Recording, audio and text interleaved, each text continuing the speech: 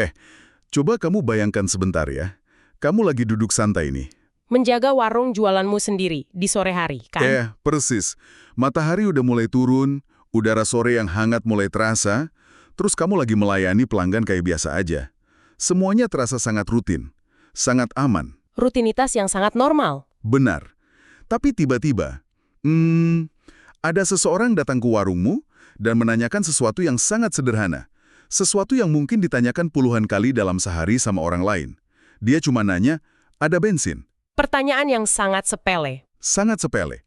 Tapi buat satu keluarga di Kupang, pertanyaan sederhana itu ternyata adalah ujung dari sebuah ancaman yang mengerikan. Ancaman yang tidak muncul dari ruang hampa. Betul. Ancaman ini berkaitan langsung dengan sebuah kasus pembunuhan kelam yang terjadi bertahun-tahun yang lalu. Jadi, selamat datang di pembahasan mendalam kita kali ini. Hari ini misi kita adalah membedah sebuah laporan intelijen. Sebuah catatan kepolisian dari Kepolisian Resor Kota Kupang Kota, Nusa Tenggara Timur. Tepat.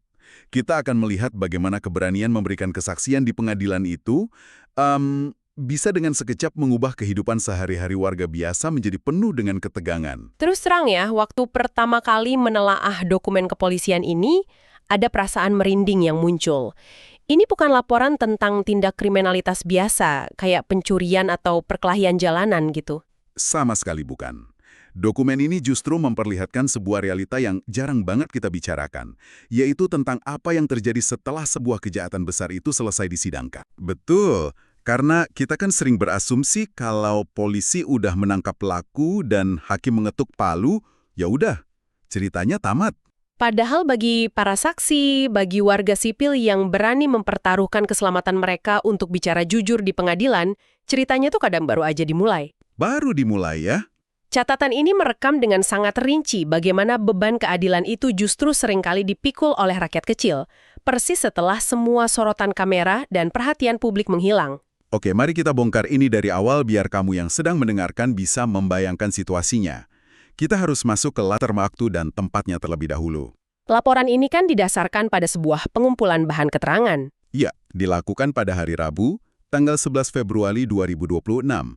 Waktunya itu sekitar pukul 8:30 malam, berlokasi di Jalan Lakbanu, RT 045, Kelurahan Liliba, Kecamatan Oe Bobo, Kota Kupang. Dan tokoh utama yang sedang kita bicarakan hari ini adalah seorang ibu bernama Maria. Atau yang biasa dipanggil Ibu Mia. Ibu Mia ini profilnya sangat-sangat sederhana. Dia istri dari Bapak Sylvester Mau yang akrab dipanggil Om Fester. Mereka berdua ini benar-benar potret pekerja keras ya. Banget. Ibu Mia sehari-hari berjualan air galon dan bensin eceran di lapaknya. Lapaknya ini terletak persis di jalan perempatan tempat pemakaman umum atau TPU Liliba. Sementara suaminya, Om Fester, adalah seorang tukang bangunan. Yang dari pagi sampai menjelang malam harus memeras keringat di tempat kerja. Jadi kehidupan mereka ya berputar di urusan mencari nafkah hari demi hari aja. Memahami profil mereka ini sangat krusial untuk melihat ketimpangan kekuasaan dalam cerita ini. Mereka ini tidak punya pelindung khusus. Nah, ada backingan elit sama sekali. Tepat. Mereka ada merepresentasi murni dari warga biasa yang fokus utamanya hanya menyambung hidup. Dan kerentanan inilah yang seringkali dieksploitasi ketika sebuah ancaman datang dari luar. Langsung memukul rasa aman mereka. Bukan sekedar gangguan kenyamanan lagi, tapi langsung mengancam periuk nasi mereka. Kalau kita bayangkan ya, jam 5 sore di hari kejadian itu, 11 Februari 2026, Ibu Mia sedang sendirian di lapaknya. Suaminya belum pulang kerja. Dia sedang melayani pembeli air galon. Terus tiba-tiba datanglah seseorang. Datanglah seorang pria bernama Bapak Ben dulu. Dia berjalan mendekati Ibu Mia dan bertanya, apakah ada jual bensin atau pertalit? Ibu Mia menjawab wajar aja, dia bilang bensinnya sedang habis. Sampai di titik ini, semuanya masih normal. Tidak ada yang aneh. Tapi respons dari Bapak Ben dulu ini yang di luar nalar. Setelah dijawab habis, dia bukannya pergi mencari ke tempat lain, dia malah berjalan kaki menuju ke arah rumah tetangga bernama Ferdinand dulu. Sambil menjauh itu dia mulai teriak-teriak? Iya, dan sambil berjalan, dia mengeluarkan kata-kata ancaman yang sangat spesifik. Dia berteriak, Om Fester dengan paman, siap menghadap dengan beta, siap angkat kaki dari sini, pulang kampung. Ancaman yang sangat langsung. Sangat langsung. Paman yang disebut ini adalah seseorang bernama Mahyudin. Dan yang bikin situasi ini semakin tegang, teriakan itu diucapkan di jalanan terbuka. Di mana banyak orang bisa dengar. Di dekat situ ada kedai milik Ibu Teresia, di mana ibu-ibu kompleks sedang berkumpul. Jadi ancaman ini sengaja banget dipertontonkan. Yang sangat memukau di sini adalah anatomi dari ancaman tersebut. Jika tidak bedah dari sudut pandang psikologi intimidasi, apa yang dilakukan Bapak Bendolu itu bukan sekedar reaksi spontan orang kesal. Kesal karena kehabisan bensin gitu ya? Bukan. Itu adalah sebuah pertunjukan kekuasaan. Dia sengaja berteriak sambil berjalan menjauh karena dia ingin memastikan suaranya bergema. Didengar oleh audiens. Audiensnya ya ibu-ibu yang sedang kumpul tadi. Kalimat ancaman untuk angkat kaki atau pulang kampung itu sebenarnya adalah taktik klasik. Ini biasa kita sebut sebagai penandaan wilayah. Kayak preman yang lagi unjuk gigi. Persis. Dia sedang mengirimkan pesan psikologis ke seluruh lingkungan tersebut bahwa dia, secara sepihak, merasa punya otoritas untuk mengusir seseorang dari ruang hidup mereka. Dia ingin mempermalukan Ibu Mia dan Om Fester secara publik. Menciutkan nyali mereka di depan tetangga-tetangganya sendiri. Betul sekali. Maksudnya begini, dia sengaja menciptakan panggung teater jalanan cuma untuk menyebar ketakutan. Dan bicara soal teater, pertunjukan ini ternyata belum selesai di situ aja. Karena eskalasinya naik tajam. Selang beberapa menit kemudian, Bapak Bendolu ini kembali lagi ke lapak jualan Ibu Mia. Kali ini dia tidak jalan kaki. Dia bawa motor. Dia bawa sepeda motor. Dan coba tebak, dia teriak lagi menanyakan hal yang sama. Dia bilang, Om Fester ada jual bensin atau pertali teko? Dia meneriakkan kalimat itu sampai 2 kali. Padahal, baru beberapa menit yang lalu, dia udah dijawab jelas-jelas kalau bensinnya habis. Ibu Mia, yang mungkin udah merasa situasinya nggak beres, memilih untuk diam. Respon yang sangat masuk akal. Dia tidak menjawab sama sekali, karena dia menyadari Bapak Bendolu ini sedang dalam kondisi mabuk akibat minuman keras. Terus terang waktu baca bagian ini, aku agak bingung. Ini murni karena efek alkohol aja. Disinilah analisis kepolisian dalam laporan intelijen tersebut menjadi sangat tajam. Keputusan Ibu Mia untuk diam itu sebenarnya menyelamatkan nyawanya sendiri. Atau setidaknya mencegah pertumpahan darah saat itu juga. Benar. Intelijen kepolisian membaca kembalinya Bapak Bendolu bukan sebagai efek kebingungan karena alkohol, melainkan sebuah taktik provokasi murni. Taktik memancing emosi. Ketika seseorang dalam kondisi mabuk kembali dan mengulang pertanyaan yang sama dengan nada menantang, dia sebenarnya tidak sedang mencari bensin. Bensin itu cuma umpan. Dia sedang mencari pembenaran untuk melakukan kekerasan. Persis. Itu adalah jebakan psikologis. Jadi kalau Ibu Mia menjawab dengan nada tinggi, dia langsung punya alasan untuk menyerang. Betul. Coba bayangkan kalau Ibu Mia terpancing amarahnya karena ditanya berulang kali. Atau kalau kebetulan Om Fester udah pulang kerja. Dan langsung bereaksi keras melihat istrinya dibentak. Itu akan menjadi alasan yang sempurna bagi Bapak Bendolu untuk meledak dan memulai kontak fisik. Dia memposisikan dirinya seolah-olah dia adalah konsumen yang sedang bertanya. Padahal niat aslinya memang memicu pertengkaran. Polisi mencatat tindakan ini sebagai konfrontasi pasif-agresif yang dari awal didesain untuk berubah menjadi konflik terbuka. Itu benar-benar manipulatif. Tapi ada satu hal dari dokumen ini yang lumayan melegakan. Di tengah teror psikologis yang terjadi di sore bolong itu, komunitas di sekitar Ibu Mia tidak tinggal diam. Mereka merespons. Setengah jam setelah kejadian, sekitar pukul 5:30 sore, Ketua RT setempat Bapak Daud Malay proaktif mendatangi lapak Ibu Mia.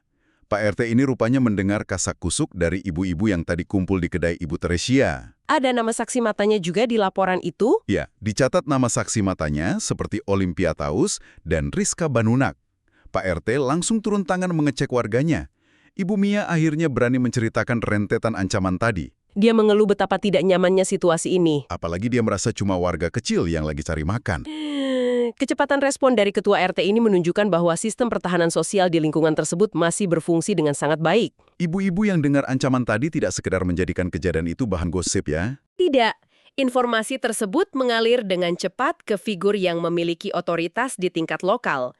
Dalam sosiologi, ini sering disebut sebagai ketahanan komunitas. Atau sistem imun sosial. Betul, ketika satu anggota diserang, elemen-elemen lain di sekitarnya langsung bereaksi untuk melindungi. Dan reaksi perlindungan yang paling epik justru datang dari pihak lain lagi. yaitu pemilik tanah tempat Ibu Mia berjualan. Bapak Yan Wawo. Ya, setelah melapor ke RT, Ibu Mia pergi menceritakan hal ini kepada istri dari Bapak Yan Wawo, sang pemilik lahan. Ketika Bapak Yan Wawo mendengar kabar bahwa penyawa di tanahnya diancam mau diusir oleh orang luar, reaksinya luar biasa tegas. Kutipan langsungnya sangat kuat. Laporan intelijen ini mencatat kutipan langsung dari Bapak Yan Wawo yang berkata, "Dia punya kuasa apa kau mau usir orang? Beta yang pemilik tanah saya tidak usir." Dia bahkan mempertegas bahwa Bapak Bendolu itu sebenarnya warga dari RT sebelah. Bukan warga di lingkungan mereka. Kalimat dari Bapak Yan Wawo itu punya bobot sosial yang sangat masif loh. Intimidasi jalanan itu biasanya hanya bisa berhasil kalau pelaku merasa ada ruang kosong dari kekuasaan. Pelaku berharap korban merasa terisolasi. Ketakutan dan tidak punya siapa-siapa untuk berlindung. Tetapi ketika figur otoritas lokal langsung pasang badan, Apalagi seorang pemilik tanah yang memegang hierarki sosial tinggi, legitimasi sang preman hancur seketika. Bapak Yan Wawo secara efektif mendekonstruksi ancaman itu dengan mengatakan, kamu tidak punya wilayah dan kekuasaan di sini. pernyataan yang memutus rantai ketakutan. Dan memberikan perlindungan psikologis yang luar biasa bagi Ibu Mia. Tapi waktu baca laporan ini, makin lama ada satu pertanyaan yang makin mengganjal di kepalaku. Kenapa sampai segitunya? Alasan dibalik ancaman itu. Kenapa Bapak Bendolu repot-repot datang mabuk, berteriak di jalanan, meneror seorang penjual air galon dan suaminya yang tukang bangunan? Di bagian catatan dari laporan kepolisian inilah kita menemukan sebuah bom waktu. Sebuah rahasia besar. Misteri ini ditarik mundur ke sebuah peristiwa kelam bertahun-tahun yang lalu. Tepatnya tanggal 1 Agustus 2022. Dan fakta yang diungkap di bagian catatan intelijen ini sepenuhnya mengubah cara kita melihat ancaman bensin tadi. Disinilah bagian yang sangat menarik. Om Vester ini ternyata bukan target acak. Dia adalah seorang saksi kunci. Saksi kunci dalam sebuah kasus pembunuhan yang sangat mengemparkan di Kupang. Tanggal 1 Agustus 2022 itu, Om Vester memberikan kesaksian resmi di kepolisian. Dia bersaksi bahwa pada malam kejadian, anak dari Bapak Bendolu, Yang bernama Mogel Ameldo Nolu alias Medo. Medo ini datang ke lapak warungnya bersama tersangka-tersangka lain. Untuk apa? Untuk membeli bensin Pertalite.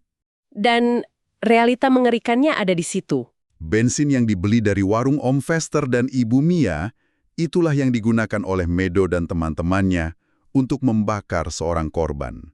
Korban bernama Sebastian Bokol. Kejadian pembakaran sadis itu terjadi di Kalimati, TPU Kasililiba. Mayat Sebastian Bokol baru ditemukan keesokan harinya, tanggal 2 Agustus 2022. Dan yang menemukannya adalah seorang anak SD bernama Ryan Teva. Bayangkan trauma yang menyelimuti seluruh kejadian ini. Sangat tragis. Jadi, ketika Bapak Bendolu batang mabuk dan meneriakkan kata bensin berulang kali ke arah Ibu Mia, itu jelas bukan tentang kendaraan yang kehabisan bahan bakar. Sama sekali bukan.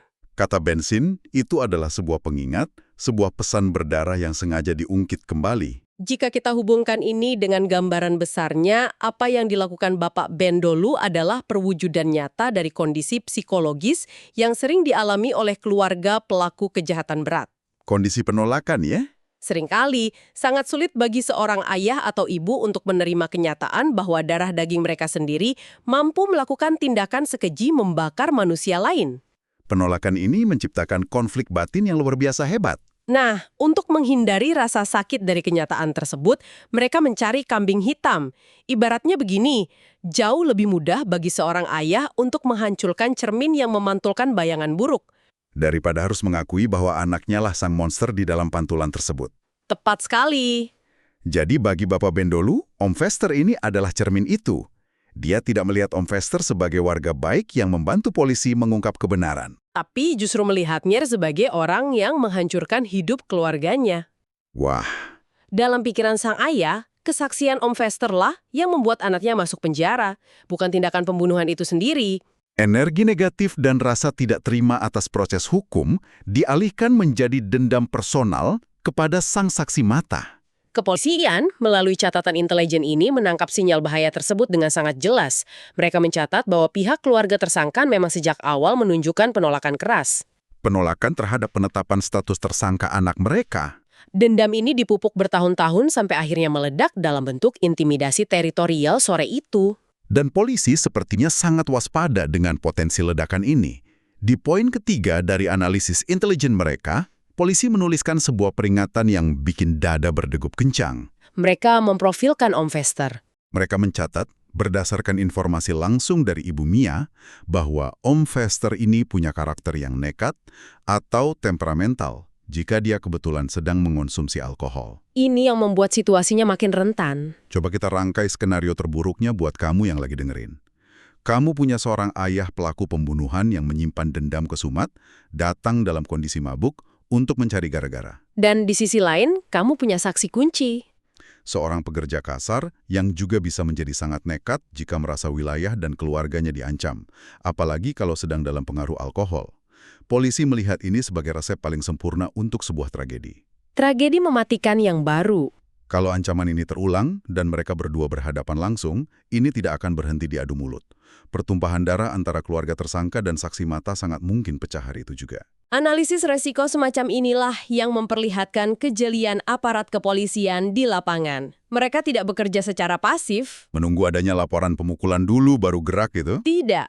Mereka membaca riwayat kasus, memetakan profil psikologis pihak-pihak yang berseteru, dan memprediksi seberapa dekat letupan konflik itu akan terjadi. Sebuah langkah antisipasi. Langkah kepolisian mendokumentasikan kejadian sekecil ancaman verbal ini menunjukkan upaya memotong rantai kekerasan sebelum benar-benar terjadi. Ini adalah langkah mitigasi yang krusial. Untuk mencegah jalanan mengambil alih hukum. Betul sekali. Jadi, apa makna dari semua ini buat kita? Terkadang, kalau kita bicara soal keadilan atau sistem hukum, yang terbayang di kepala kita adalah gedung pengadilan yang megah, Pengacara dengan jas rapi yang saling berargumen. dan hakim yang mengetuk palu. Kita lupa bahwa seluruh pilar keadilan itu seringkali bertumpu pada pundak orang-orang biasa. Orang-orang seperti Ibu Mia, Si penjual air galon, dan Om Vester, si tukang bangunan. Tanpa keberanian Om Vester untuk maju dan bersaksi bahwa Medo membeli bensin di malam kejadian itu, kasus pembakaran Sebastian Bokol mungkin akan selamanya terkubur. menjadi misteri yang tidak terpecahkan. Tapi keberanian mereka itu menuntut bayaran yang sangat mahal. Rasa aman mereka dirampas.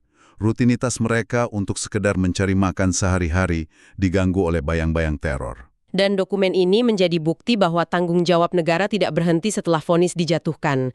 Di bagian akhir laporan, kepolisian merumuskan langkah tindak lanjut yang menenangkan. Mereka terus memantau ya. Ya, mereka menegaskan bahwa pemantauan ketat secara tertutup terus dilakukan oleh unit intelijen terhadap keluarga pelaku maupun para saksi fakta di lapangan. Mereka memetakan pergerakan ini untuk memastikan bahwa proses penyidikan masa lalu tidak diganggu oleh premanisme. Aparat hadir untuk memastikan bahwa warga sipil yang telah membantu menegakkan keadilan tidak ditinggalkan sendirian. Dibiarkan menghadapi kemarahan keluarga pelaku. Untungnya ada intervensi dari pihak kepolisian, karena jujur aja, membayangkan keluarga kecil ini harus menghadapi tekanan sebesar itu sendirian sungguh tidak adil. Sangat tidak adil. Tapi sebelum kita mengakhiri sesi kita hari ini, ada satu detil kecil, Nyaris tersembunyi di akhir laporan. ya, nyaris tersembunyi di akhir laporan wawancara kepolisian yang justru paling mengusik pikiran. Ibu Mia memang bercerita panjang lebar kepada petugas tentang betapa terganggunya dia dengan ancaman itu. Tapi di akhir kalimatnya, Ibu Mia membuat satu pernyataan yang mengejutkan. Dia bilang, untuk saat ini dia belum bersedia melaporkan kejadian ancaman tersebut ke kantor polisi secara resmi. Dia memberikan satu syarat yang dia buat sendiri. Dia bilang, apabila ancaman itu sudah mengarah kepada kekerasan fisik, barulah dirinya mau melapor untuk diproses hukum. Ini memunculkan satu pertanyaan penting. Dan menurut saya, ini adalah bagian paling tragis dari fenomena psikologi hukum di masyarakat kita. Pernyataan Ibu Mia itu merefleksikan sebuah normalisasi yang sangat memprihatinkan. Ambang batas toleransi yang terlampau tinggi. Benar, masyarakat awam merasa bahwa diintimidasi, dibentak, dan diancam diusir itu adalah risiko biasa yang harus ditelan mentah-mentah. Belum cukup layak untuk merepotkan instansi hukum. Betul. Nah, itu dia masalahnya. Dan pikiran inilah yang ingin aku tinggalkan untuk kamu yang sedang mendengarkan. Coba kamu pikirkan, seberapa banyak kejahatan besar yang sebenarnya tidak pernah terungkap sampai hari ini. Atau seberapa banyak kasus yang hancur berantakan di tengah jalan. Hanya karena seorang saksi merasa teror mental yang dialami di rumahnya sendiri itu belum cukup parah untuk dilaporkan. Apakah sistem keadilan kita telah mengkondisikan orang-orang biasa ini untuk berpikir bahwa mereka harus benar-benar berdarah dulu? Harus memar dan babak belur secara fisik terlebih dahulu. Sebelum mereka merasa berhak mendapatkan perisai perlindungan penuh dari negara. Ini adalah realitas sunyi yang harus dihadapi oleh para pahlawan keadilan di jalanan setiap harinya. Realita yang sangat berat. Terima kasih sudah meluangkan waktu untuk mendengarkan dan membedah dokumen ini bersama dalam obrolan ini. Semoga pembahasan kita hari ini memberikan perspektif baru buat kamu tentang betapa mahalnya harga sebuah kebenaran di dunia nyata. Tetaplah kritis melihat sekitarmu, dan sampai jumpa di obrolan mendalam kita berikutnya.